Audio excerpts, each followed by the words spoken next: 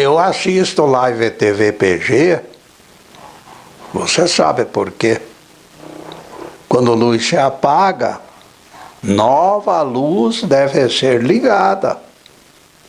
A Live TV PG foi esta nova claridade, premiada inúmeras vezes, que vem permitindo a continuação da mágica. Em seus lares, o programa Quarta Dimensão. Alguém me interrogou: terá sido Jesus o criador do planeta Terra? Teologia diz que sim, baseada em texto. Por ele foram feitas todas as coisas. No entanto, quando o próprio Jesus nega o carisma, afirmando: nada posso fazer de mim mesmo. João 5, versículo 30. Essas palavras do Mestre transferem a autoria do universo, da criação, ao Pai Criador, como todos nós aprendemos desde criança. Como aceitar a criação do mundo através de Jesus, depois desse desabafo dele mesmo?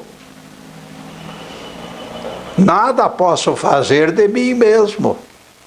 João 5, versículo 30. Ignorando a confissão do Nazareno, humanos distraídos continuam modificando suas revelações, desde que seus milagres cotidianos tiveram autoria negada por ele mesmo, que ele sempre repetiu que Deus é que faz as suas obras, fez as suas obras. A criação da Terra mostraria incoerência. Um enorme planeta criado do ar, criado da palavra, criado de um instante para outro. Seria incoerência dizer que foi Jesus quem construiu isso, quem criou essa formidável massa de coisas boas que nós estamos usufruindo. Desde que seus milagres cotidianos tiveram autoria negada por ele mesmo, a criação da Terra mostraria incoerência. Conclusão: o Pai Eterno, o nosso eterno Criador, realizou obras que se materializaram através do seu Cristo. O tema de hoje será: ouvir promete, praticar compromete.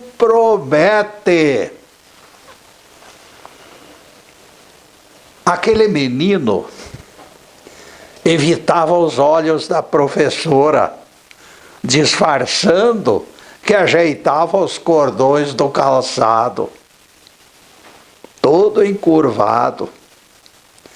Dobrado sobre si mesmo, dava a impressão que conversava com os próprios pés, e o resto que fosse para o inferno.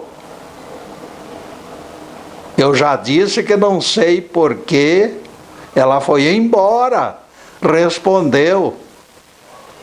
A gente acordou pela manhã e ela já desaparecera. Levou as roupas e todos os seus pertences, até o violão. Seu pai já sabe para onde ela foi? Perguntou a mestra. Embora cometendo intromissão indevida na vida alheia, a professora enxergava apenas a necessidade de estabelecer diálogo.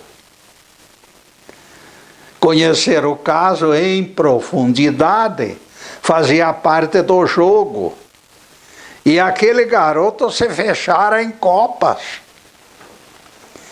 Tornava-se indispensável conhecer os pormenores para traçar estratégia de como proceder em mais aquele caso de separação dos pais. Caio Donato era filho único, e tal condição piorava ainda mais o quadro. Por fim, depois de alguma indecisão, Caio esclareceu. Ela deixou o bilhete para papai, dizendo que na sexta-feira o espera no Hotel Estrela para uma rápida entrevista. O menino ficou ainda mais desolado quando leu o bilhete e não encontrou referência alguma à sua pessoa. Não havia indício de carinho ou simples lembrança de que ele fazia parte do mundo de sua mãe.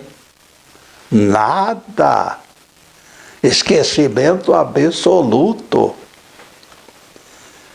Será que eu não existo mais para minha mãe, professora? Perguntou.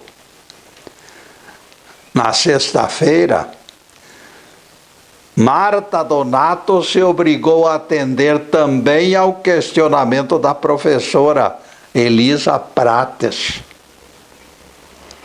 Sem demonstrar nenhuma disposição para cooperar, ela se postou diante da mestra, ligeiramente constrangida, estendeu a mão para Elisa Prates e manteve todo o tempo um sorriso enigmático no rosto.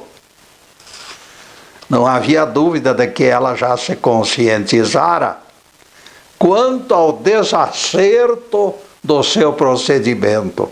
O remorso já começava a roer. Mas ela encarava tudo com frieza, indiferença e até uma certa dose de escárnio. Caio é menino sensível, lhe disse a professora. As crianças depositam fé de que contam 100% com os pais. Os arrimos das famílias, pai e mãe, são âncoras para a personalidade deles. Na falta de âncora, as crianças naufragam. O pior no caso de vocês dois é que o menino assumiu culpa da crise conjugal. Marta Donato ouviu as ponderações da orientadora, mas não definiu o propósito de modificar coisa alguma. Existe incompatibilidade entre a minha pessoa e o meu marido, explicou ela. Para tornar a situação irreversível, eu me apaixonei por outro homem.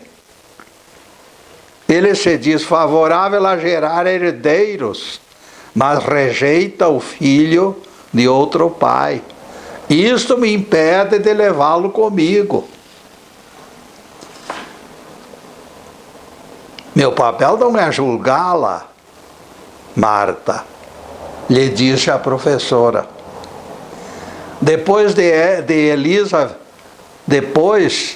Elisa ficou algum tempo calada, analisando a reação da interlocutora.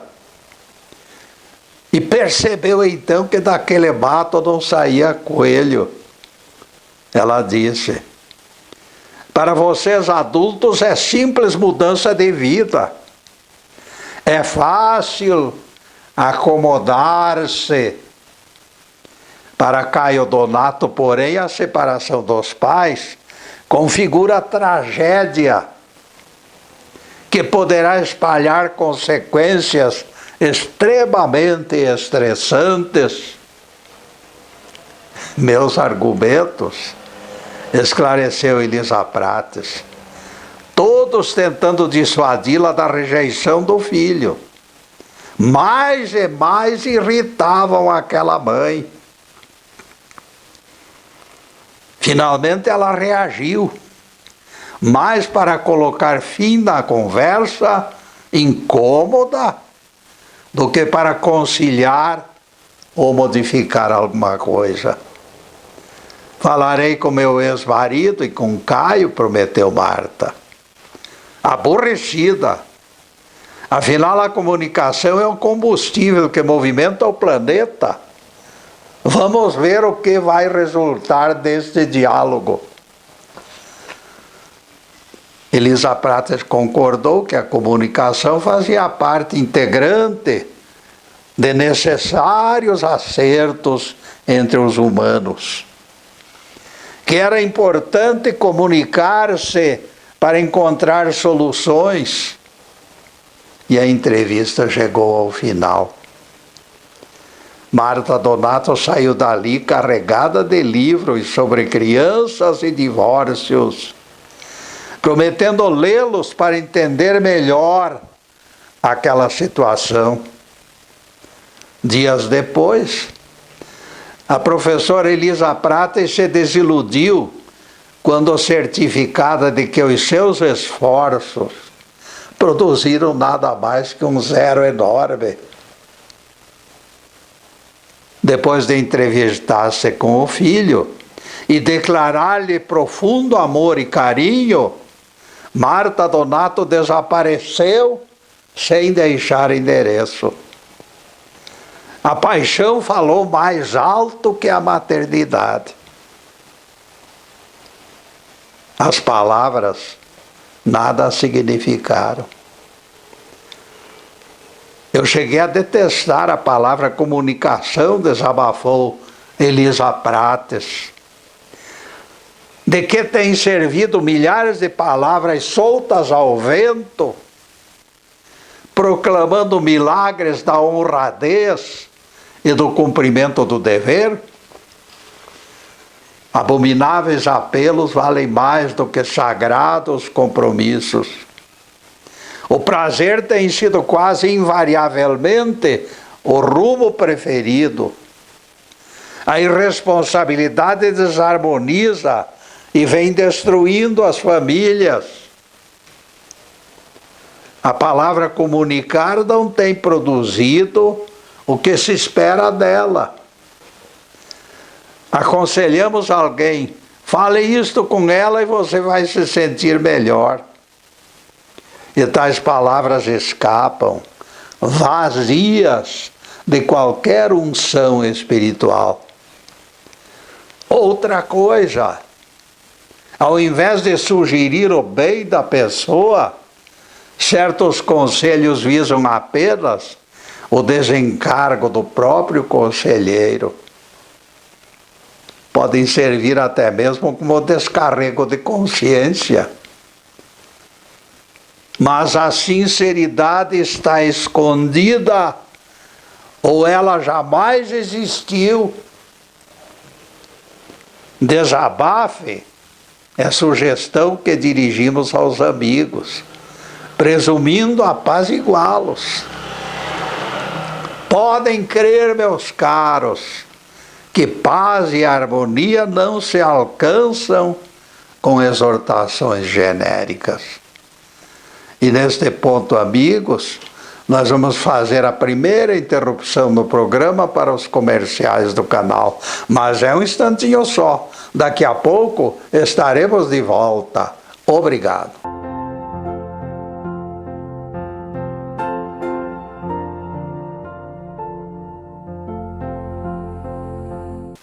Já estamos no segundo bloco do programa Quarta Dimensão. Por gentileza de bons amigos, o nosso site está na telinha. E acrescentamos convite para acesso geral e irrestrito. Meu querido neto Ricardo linkou palestras do Getúlio no YouTube 1, Getúlio no YouTube 2 e Getúlio no YouTube 3, dentro do site, para facilitar os acessos. Clique no título de tua escolha num desses três, 1, 2 ou 3, escolha, aprecie e divulgue, por favor. As palavras do TVM e YouTube Zube é outra forma de contato através do YouTube. Avisamos que este programa é feito nos estúdios Fernando Martins, com a ajuda do Fernando e do Zube. Obrigado aos dois. Palestras anteriores serão encontradas no YouTube e no Facebook. Live TV PG. As minhas exposições se identificam pelo nome. Quarta dimensão. Siga neste rumo, aprecie o conteúdo e toque para frente.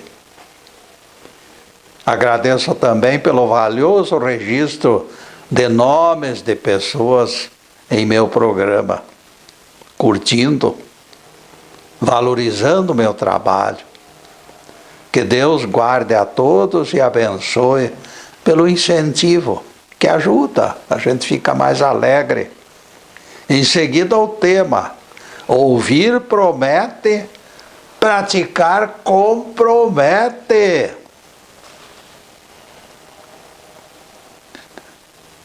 Quando palavras mostram-se insuficientes, o combatente do Evangelho deverá partir para outras reservas de força.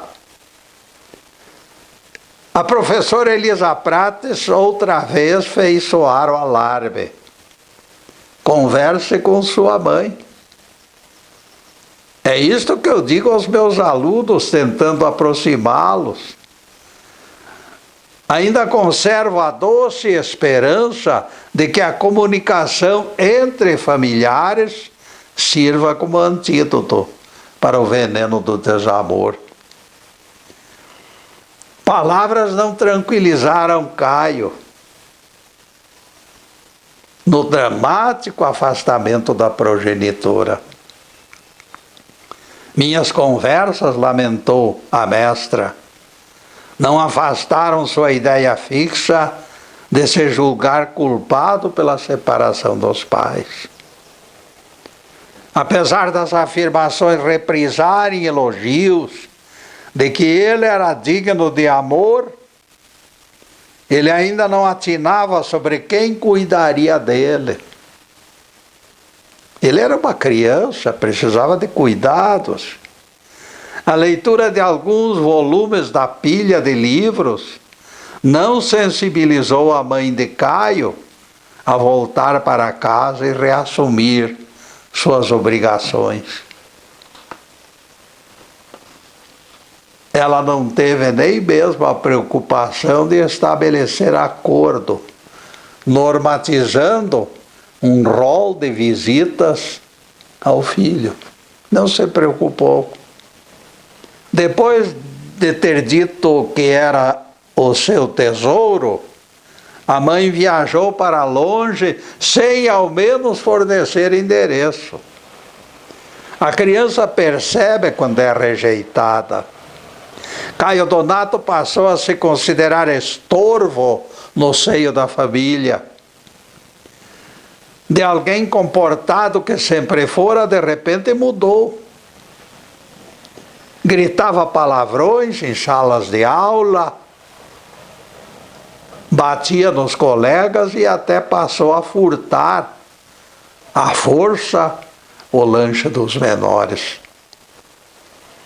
A professora dele pediu ajuda a Elisa Prates e ela voltou a procurá-lo, consternada pela falta de meios para modificar a situação. Disse-lhe que o seu comportamento agressivo preocupava a todos. Que tal analisarmos possíveis soluções, eu e você? Sugeriu Elisa.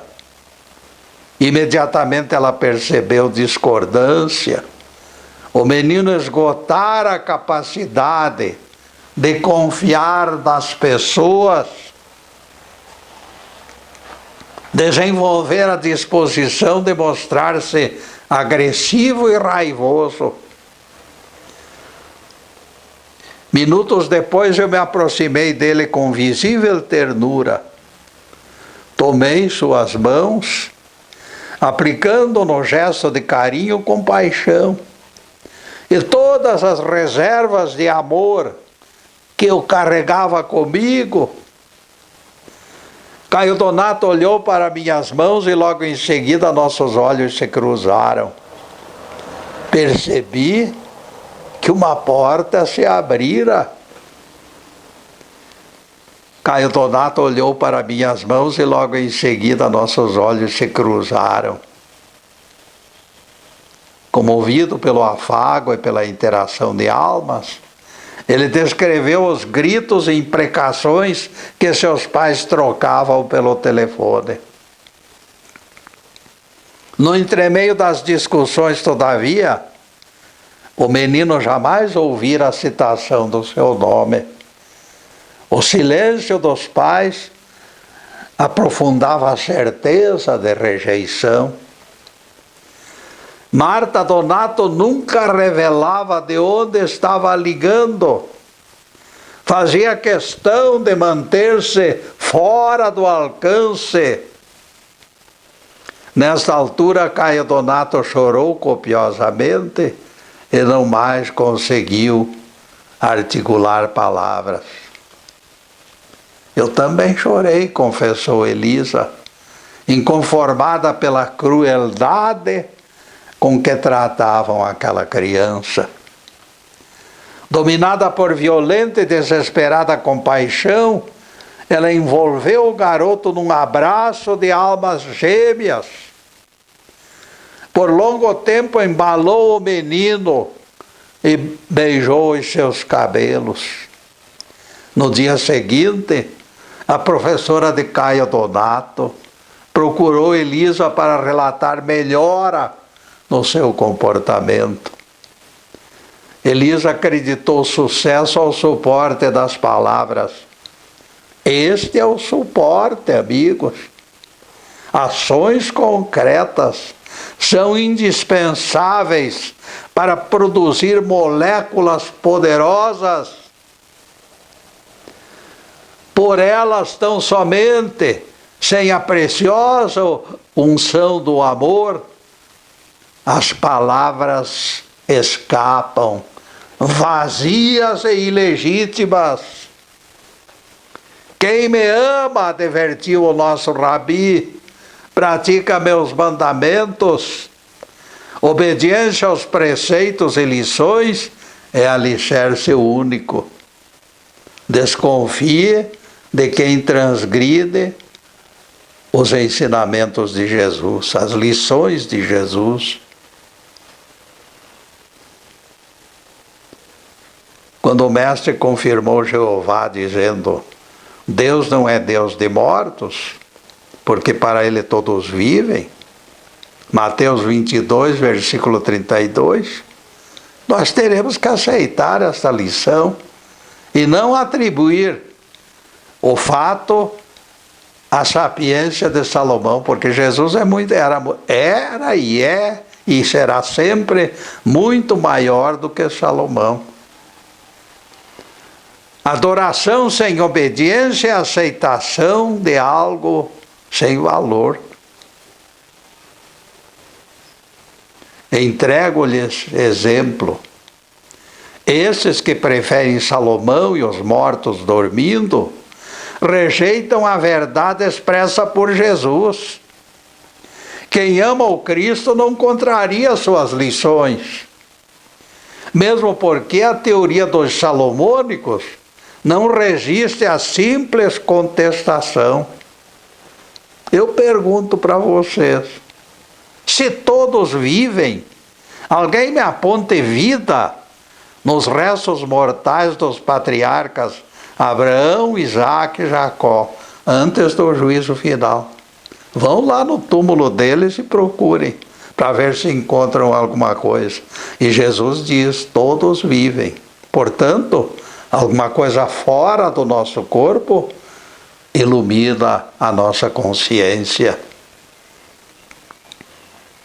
Corpos mortais sempre serão exterminados pela morte. Espíritos imortais são componentes desta promessa de Jeová e do Cristo. Todos vivem. Fanáticos tentam gerar algo vivente no meio do pó. Esforços inúteis de saduceus que colocam a consciência no corpo físico. Para estas figurinhas, o corpo de carne é herdeiro da vida eterna. Não acreditamos nesta possibilidade absurda. O apóstolo Paulo disse: eu vos declaro, irmãos, que carne e sangue não herdarão o reino de Deus. 1 Coríntios 15, versículo 50. Jesus nos conta a parábola exemplificando a obediência. Obediência é o rumo certo. Aquele homem tinha 2 filhos. Foram palavras de Jesus. Ele se aproximou do primeiro filho e lhe disse: eu espero você logo mais na colheita de uvas. Sim, papai, pode contar comigo. Ele demonstrou disposição, mas não compareceu, não deu bola ao pai. Mateus 21, versículos 28 e 29. Dirigindo-se ao segundo filho, o fazendeiro fez o mesmo convite. Mas este segundo filho foi taxativo. Recusou-se peremptoriamente a colaborar. Não quero ir, disse o rapaz. Logo em seguida, porém, arrependido, ele foi. Mateus 21, versículo 30. Voltando-se para os principais sacerdotes e anciãos do povo, Jesus perguntou-lhes: qual deles terá feito a vontade do Pai? Eles responderam, unindo vozes: o segundo fez a vontade do Pai. E neste ponto, amigos, nós vamos fazer outra pequenina interrupção no programa para os comerciais do canal, mas é um instante só. Daqui a pouco estaremos de volta. Obrigado.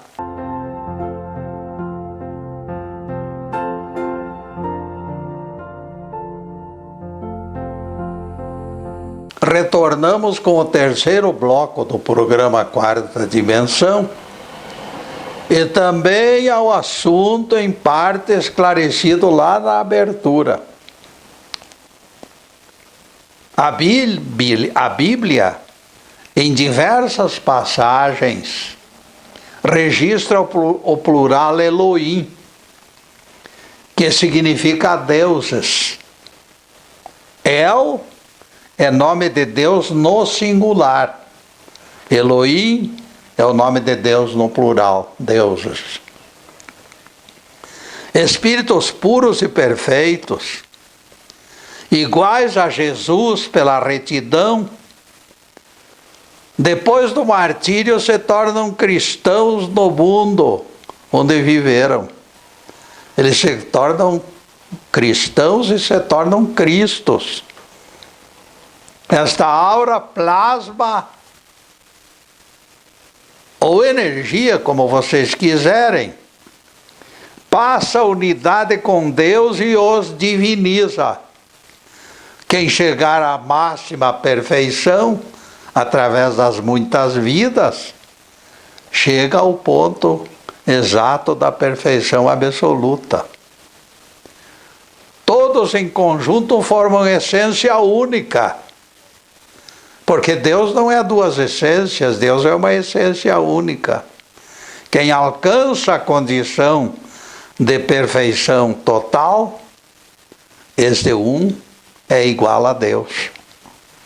iguala a Deus, como Cristo, como Jesus chegou a ser igual a Deus e se tornou Deus.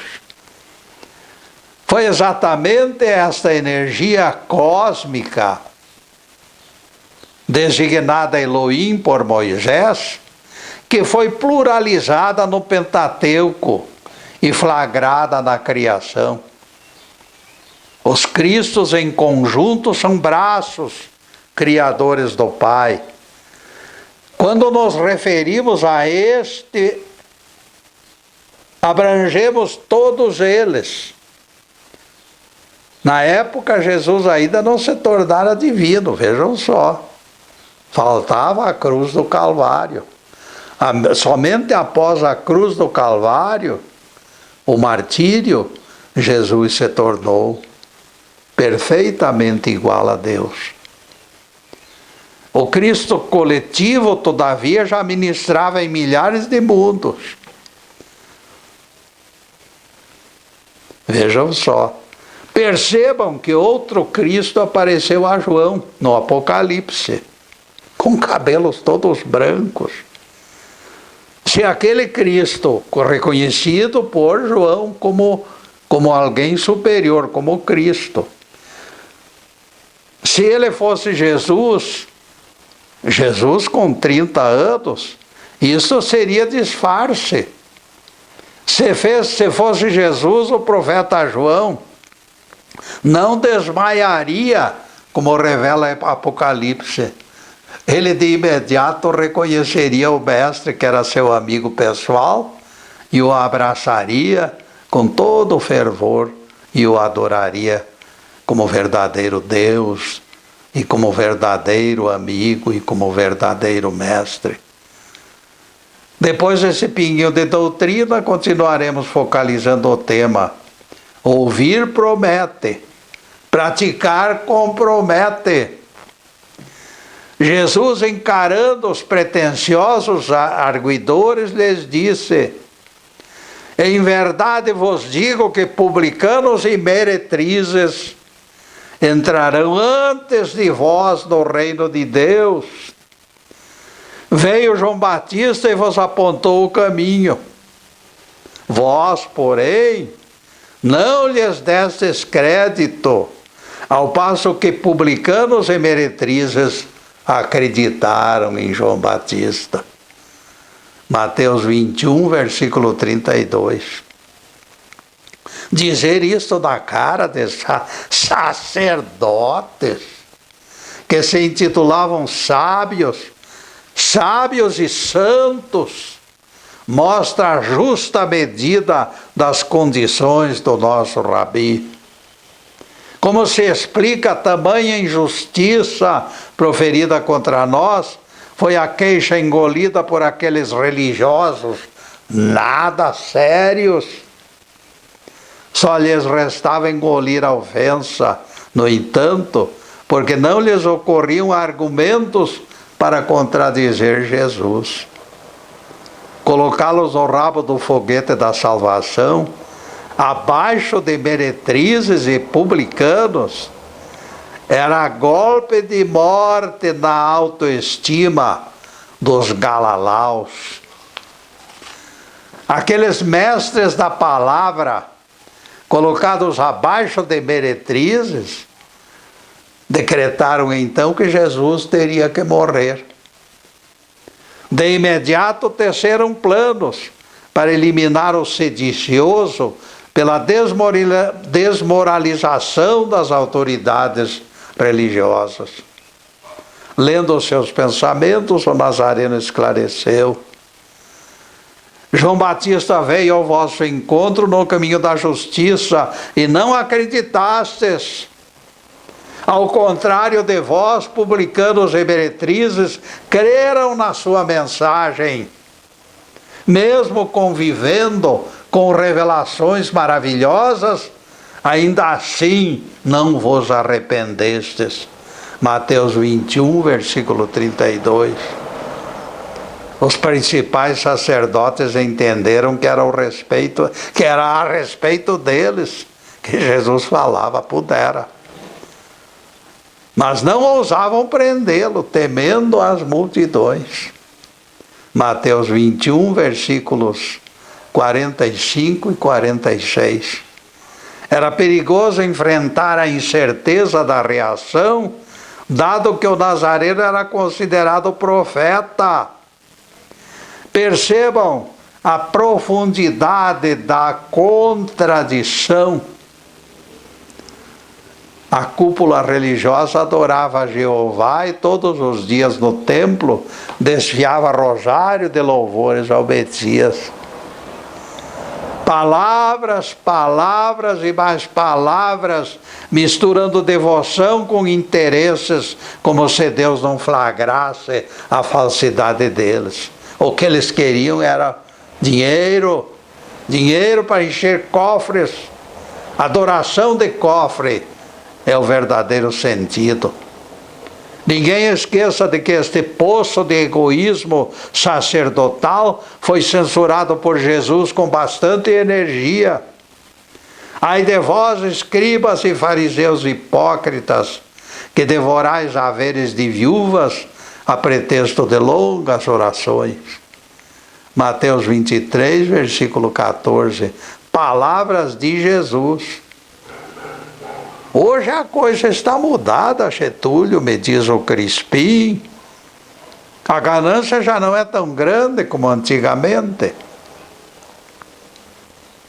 É o que você imagina, amigo. Houve mudança, eu sei, mas mudou para pior. Jesus citou viúvas exploradas. Nós vemos ampliação do flagelo da cobiça para todas as classes. Com redes de televisão nas mãos, esta gente usa a arma secreta de divulgações que envaidecem os demais. E esta vaidade é aquilo que atrai as televisões apresentando casos emocionantes e eles atrás da cortina lá contando dinheiro. Prestem atenção no rosto dos fariseus modernos, quando seus discursos açucarados trazem novos patrocinadores. Jesus é citado algumas vezes. O resto do tempo é aplicado na dissertação de vitórias e de pedidos de ofertas, ofertas e mais ofertas. Os tesoureiros antigos não eram treinados em marketing.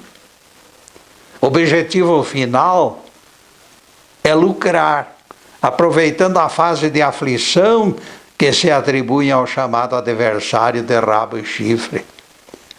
É o diabo que faz tudo aquilo. E eles então querem ser o inimigo daquele ser de rabo e chifre para envenenar o povo e trazê-los na tesouraria dos templos. A expulsão dos vendilhões já foi esquecida, ninguém lembra mais. Palavras, palavras e mais palavras, quando desprovidas de sinceridade, tornam-se vazias. É exatamente o que Jesus disse. Todo aquele que ouve as minhas palavras e não as pratica, será comparado ao que edificou sobre a areia. Caíram chuvas, transbordaram rios, sopraram ventos e vergastaram aquela casa, e ela caiu, e foi grande a sua queda.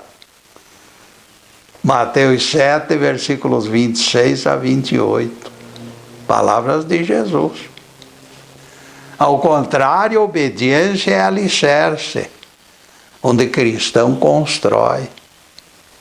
O Evangelho veio simplificar a palavra de Deus, derrubando do cavalo as tentativas de colocá-la fora de alcance dos simples.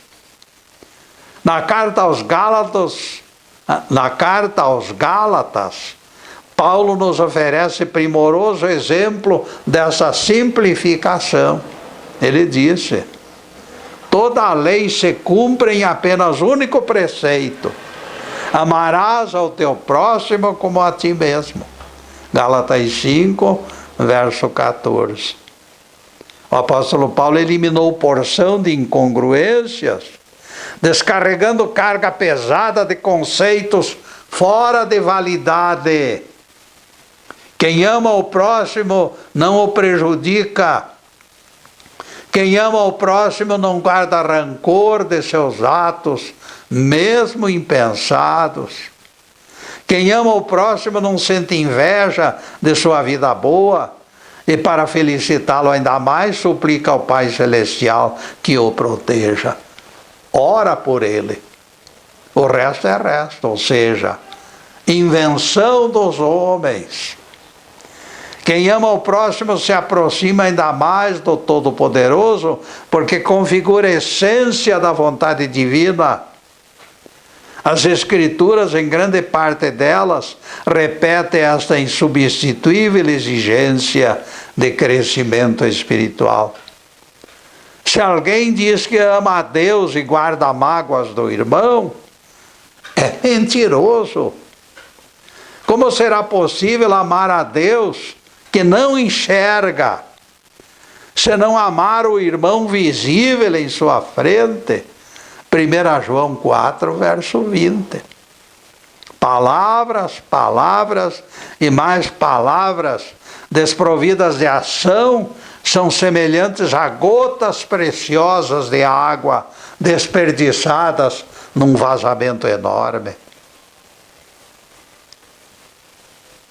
Ao invés de procurar 1000 razões para hostilizar o encanador, não seria mais adequado e sensato estancar o desperdício?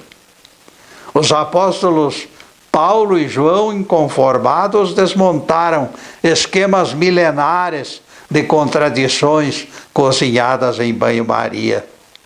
Pedestais sem alicerces devem ser desmontados. E neste ponto, amigos, nós vamos fazer mais uma pequena interrupção para os comerciais do canal, mas é um instante só. Daqui a pouco estaremos de volta. Obrigado.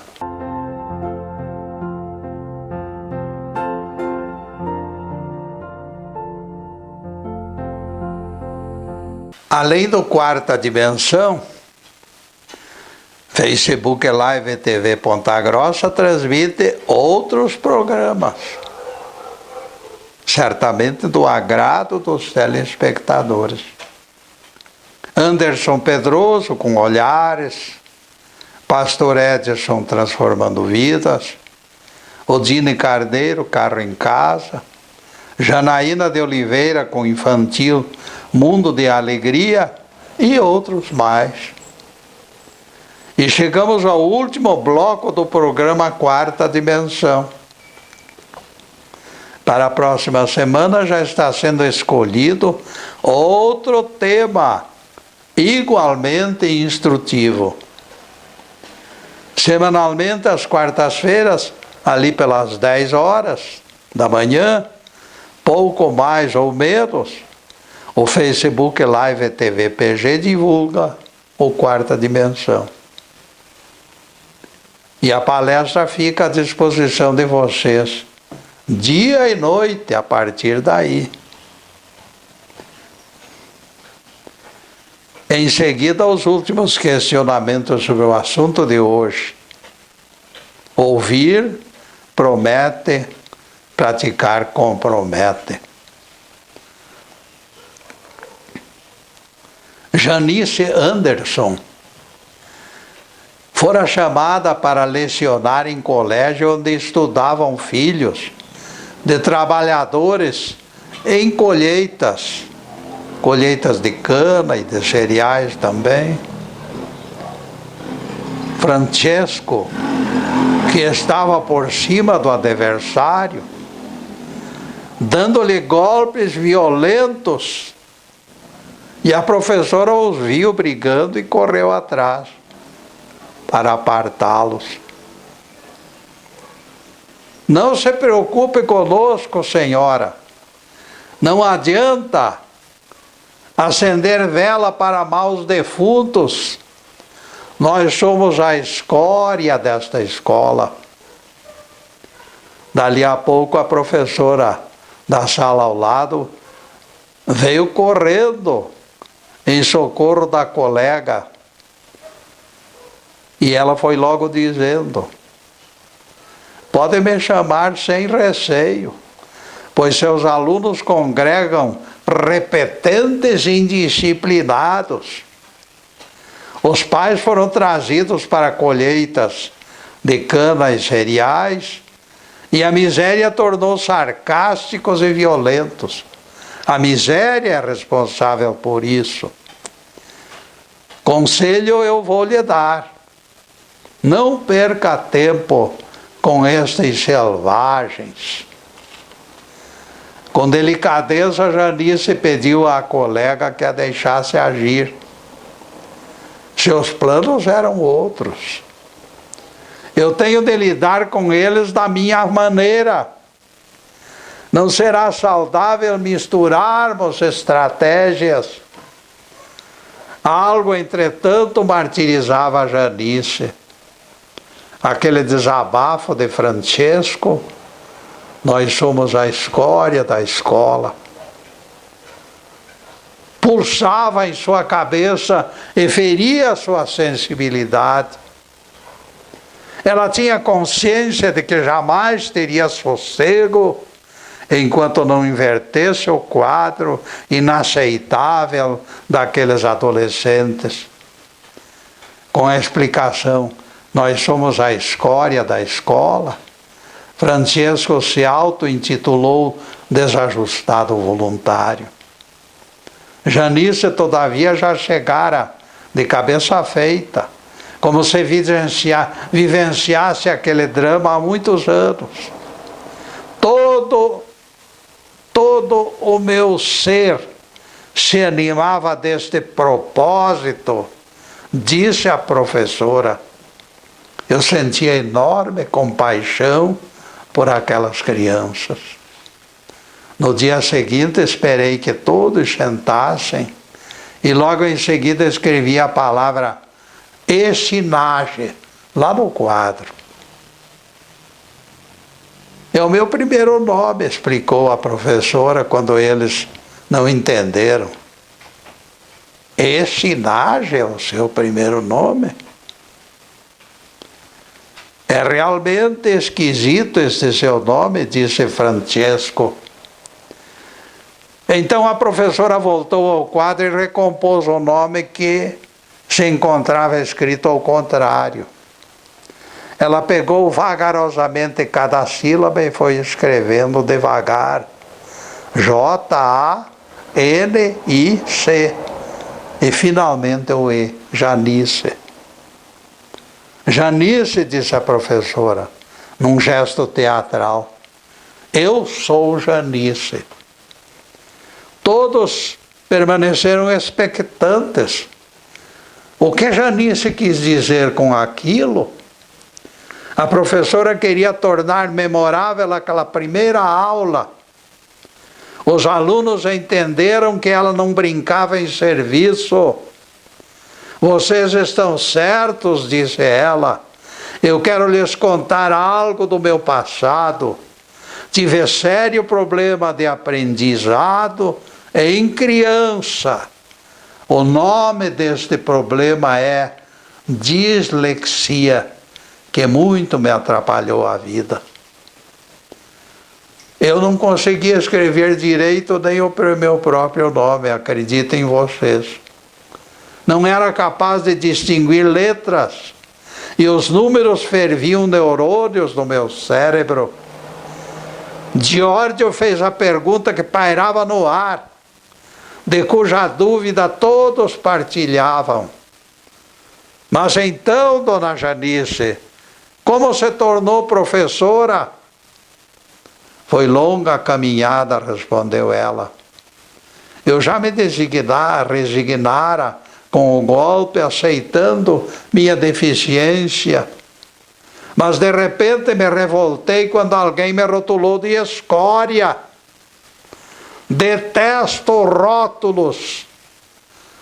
Então eu fui à luta com renovada energia e venci. Janice, depois de algum tempo, para se reanimar da emoção, retomou a palavra. Hoje, todo o pesadelo retornou ao escutar o desabafo do Francesco. Eu não posso admitir alguém na minha classe rotulado de escória. Quem gosta do apelido, peça transferência. Aqui onde leciono, não existe lugar para escória. Ditas essas palavras, Janice Anderson encarou cada um dos alunos. A impressão que colheu foi agradável. Então ela disse: a palavra escória está proibida nesta sala.